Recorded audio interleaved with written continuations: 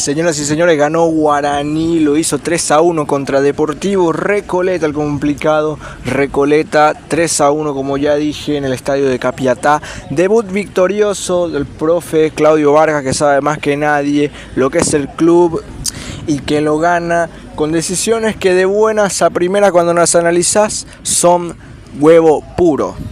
Quiero empezar este análisis hablando del director técnico que se sentó en el banquillo del estadio de Capiatá, el señor Vargas, que se sentó en el banco de Capiatá como un director técnico interino. Y la función del interino es poner las cosas en orden, porque bueno, un equipo cuando ocupa al interino es porque el técnico fue rescindido, porque lo echaron, porque salió, porque se fue. Y el técnico interino está para poner orden al equipo, para devolverle de por ahí la confianza y para de por ahí decirle las cosas que puedan necesitar escuchar los jugadores. En este caso el profe Vargas no solo puso en orden al equipo, no solo le devolvió la confianza, sino que además de eso lo hizo jugar mucho mejor que con Bernay en los últimos partidos. Para un Guaraní que realmente era mucho de él, sabemos que se puede, pero nunca terminaba pudiendo. En este caso pudo y pudo bien. Y esto era lo que necesitaba el equipo para que se den cuenta de que si se quiere, se puede. Tomó muchas decisiones que de buenas a primeras son buenas y otras son cuestionables, pero son decisiones que marcan huevo al final del día y son decisiones que se aprecian mucho o que el hincha aprecia mucho. Y yo realmente bancaría a este director técnico unos cuantos partidos más y quién sabe si le gana 2 de mayo, si le gana Olimpia y de por ahí mete otra victoria importante más, si puede ser rectificado en el cargo hasta que termine el campeonato. Y Vargas realmente es un tipazo, porque es un tipo que lleva no sé cuántos años en el club, ama al club, vive del club, sabe lo que es el club, sabe lo que es la escuela del club, va a dar la vida por el plantel de primera y seguramente cuando le toque salir del plantel de primera vuelva a la reserva y trabaje y vuelva a dejar su vida para el club en la reserva o en las inferiores. Entonces muy seguramente este profe les hable de lo que es Guaraní, les devuelva a muchos jugadores que salieron de la casa, que de por ahí perdieron un poco esa identidad, lo que es la identidad del club Guaraní, lo que es la escuela del fútbol guaraní, de la garra, de no caminar la cancha, de no dar el brazo a torcer hasta el último minuto, hasta que suene el pitazo final. Y de por ahí contagiarle ese sentido de pertenencia a muchos jugadores que vienen de afuera, como por ejemplo Tanda, como por ejemplo Gaspar Servio, como por ejemplo el turquito Mansur, que no tengo ningún tipo de duda que a Mansur le dijeron dos cosas muy importantes. Primero que nada, le recordaron dónde estaba, que está en un club en el que no se puede caminar la cancha y en el que no se puede jugar con paja. Y la segunda es que le dijeron seguramente a Mansur que si sigue jugando los partidos con la paja con la que lo jugaba en los últimos partidos, no se lo van a querer ni llevar al ascenso argentino. Entonces Mansur se puso las pilas y más allá de que jugó muy poco, lo poco que jugó lo hizo bien.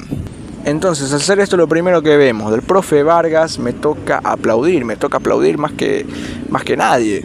Porque de buenas a primeras toma decisiones que son bastante lógicas y que, ya digo yo, demuestran bastante huevo. Empezando por el armado defensivo. Armó con Servio en el arco, con Saracho y con Imanol, con Dani Pérez de lateral derecho y con ¿cómo se llama este muchacho? Alcides Barbote, de lateral izquierdo. Y acá resolvemos el problema que tanto tuvo Bernay con Thiago Servín, con Alcides Barbote, un tipo que demostró más de una vez ser completamente polifuncional, metiéndolo como lateral izquierdo y realmente rindió mucho mejor de lo que venía rindiendo Thiago Servín en ese lateral izquierdo. Y el profe Vargas lo resuelve de una manera muy lógica y que realmente a mí, al menos hasta ahora, no se me había ocurrido ninguna vez. Y tampoco vi a nadie que se le haya ocurrido tirar a Barbote de lateral izquierdo. Realmente es más que un acierto tirar a Dani Pérez en la lateral derecha y a Alcides Barbote en la lateral izquierda.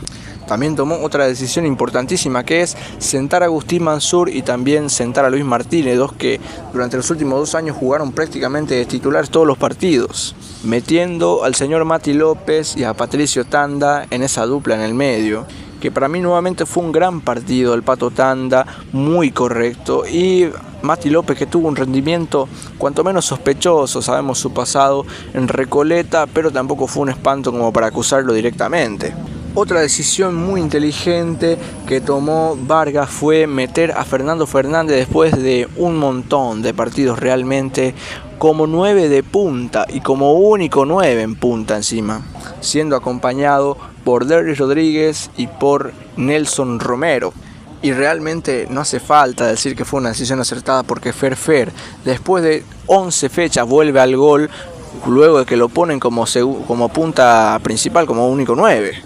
Y mirá que hace mucho no lo veo a Ferfer jugando de 9 punta, porque lo vi con un doble 9, lo vi como un segundo punta, lo vi acompañado de un 9 más recuperador, pero ahora lo veo como 9 punta y realmente el tipo jugó casi todo el partido, salió completamente exhausto, lo patearon a más no poder, jugó realmente bien Fernando Fernández y la recompensa para él fue volver al gol. Así también hay decisiones que por ahí no son tan acertadas, como por ejemplo tirar al pibe Nelson Romero, un pibe que viene de las formativas además de todo, y un tipo que se formó como número 9, lo tiraron al extremo y evidentemente se perdió, se nubló y no supo qué hacer. Pero al final del día entró en el segundo tiempo Diego Fernández y las cosas cambiaron y se notó que meter a Nelson Romero al menos de extremo fue un error. Decisiones que al final terminaron afectando al partido de manera más positiva que negativa. Y quiero hablar un poco de los que metieron los goles, como por ejemplo de Ferfer, ya hablamos, ¿verdad? Y luego está la cuestión de Jesús Llano. Jesús Llano, que realmente sigo pensando que es un tipo limitado, pero más allá de eso sabe lo que es el club y sabe lo que es la garra, lo que nunca le puede faltar a un jugador, el corazón. Jesús Llano jugó con corazón todo el partido, que todos los partidos Jesús Llano es combativo y tiene muchísima entrega porque sabe que le falta, y lo que le falta de técnica lo compensa con el corazón, lo compensa dejando el alma, dejando el cuerpo, y a Jesús Llano se le dio la recompensa marcando el gol del empate en el partido en ese momento. Y realmente pienso yo que uno de los que más metió, el que más puso huevos ayer junto con Dani Pérez, porque de él voy a hablar después, fue Jesús Llano, y viene siendo el que mete más huevo en todos los partidos, más allá de que a veces no le salen las cosas de hace muchísimo tiempo, y eso realmente es algo a aplaudir. O sea que a veces no basta con eso, pero es algo a aplaudir. Y ojalá muchos de los jugadores que están en el plantel tengan los mismos huevos que tiene Jesús Llano. Ya hablé, por ejemplo, de los dos que marcaron. Me faltó Barbote en un gol que en primera instancia para mí no era gol, pero luego de ver la toma del VAR se ve como la pelota entra claramente en su totalidad. Y Alcides Barbote, que tuvo realmente un buen partido como lateral izquierdo. Y el profe Vargas realmente resolvió un montón de cosas ahí, porque bueno, en la lateral izquierda tenías a Servín, que limitaba con su falta de técnica como lateral a un jugador muy bueno como lo es Derry Rodríguez. Y realmente Barbote, siento que jugando como lateral izquierdo, si le das más tiempo en esa posición, puede volver a potenciar a Derry Rodríguez y poder tener una dupla como la que fue en su momento con Maidana. Y a priori, ahora que se ganó, se ve como una decisión súper lógica y sencilla, pero bastante efectiva. Además de eso, marcó un gol y es uno de los que más marcan adentro del área. De hecho, tuvo un cabezazo, si no estoy equivocado, que al final no termina siendo lo suficientemente bueno para vencer al arquero, pero realmente fue un buen partido de Alcides Barbote. También hay cuestiones a destacar negativas, que por ejemplo Gaspar Servio se quedó estancado en el gol de Recoleta. Es un tipo que no sé qué le pasa, pero hay partidos en los que te saca todas y otros partidos como este en los que se queda clavado en el área. Le pasó contra Juventud de las Piedras, que se quedó clavado en el área en el tiro libre, pero luego contra Meliano saca un tiro libre casi del ángulo, y hoy otra vez le tocó quedarse clavado en el área. Menos mal ganamos, porque si no esa habría sido una imagen muy importante en el partido. Está la cuestión del Pato Tanda, que realmente para mí hizo un buen partido. No sé de dónde viene, si no estoy equivocado, viene de la Liga de Ucrania, la segunda división o la primera división de Ucrania. Patricio Tanda, que realmente es otro acierto de la dirigencia, jugador que viene a préstamo pero muy caro no debe de ser, y si sigue mostrando buen rendimiento nos podemos quedar con él. Y para mí el que fue la figura en cuanto a lo defensivo, que fue el mejor de los cuatro de atrás, porque está también Barbote, y Barbote marcó, además de... Pese a eso, para mí la figura del partido es Dani Pérez, en esa saga de abajo, en esa parte, esa línea de 4 que para mí sigue desordenada. Esas son cuestiones que el técnico interino al menos no puede resolver, aunque sí le vendría bien un poquito de escuela de fútbol a estos muchachos, pero sí es una cuestión que el técnico no resuelve. Más allá de eso, para mí Dani Pérez terminó siendo la figura entre los 4 de atrás, porque tuvo muy buenas intervenciones, y yo realmente hubo un tiempo en el que le solté la mano, pero luego de los partidos que está haciendo, empiezo a decirles que muchachos, Dani Pérez no es tan malo como te lo venden. Me van a llamar loco de todas las formas posibles, pero sí, Dani Pérez es limitado y un montón de cosas más, pero no es tan malo como te lo venden.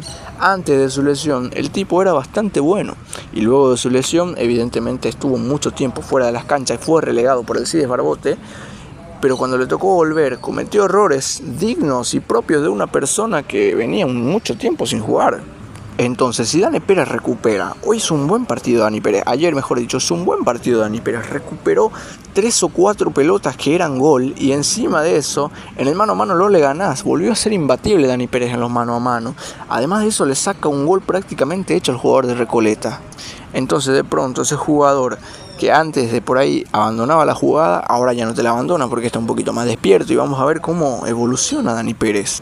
Para mí, entre los 3 mejores del partido, sí o sí. Y realmente, si lo vamos a tirar por la izquierda a Barbote, tener bien a Dani Pérez es demasiado importante. Porque si no está bien Dani Pérez, tendríamos que estar dependiendo en la derecha de un tipo que viene de la intermedia, no nos olvidemos de eso. En fin, no hay mucho más que agregar. Aplausos para Vargas, realmente excelente el planteamiento que hizo. Y estoy feliz, voy a disfrutar mi semana hasta el domingo. Y ya de ahí vamos a ver qué pasa. Yo estoy feliz, volvió lindo la victoria, se siente muy bonito. Ojalá que ganemos la próxima semana y nada, hay que ganar la Olimpia.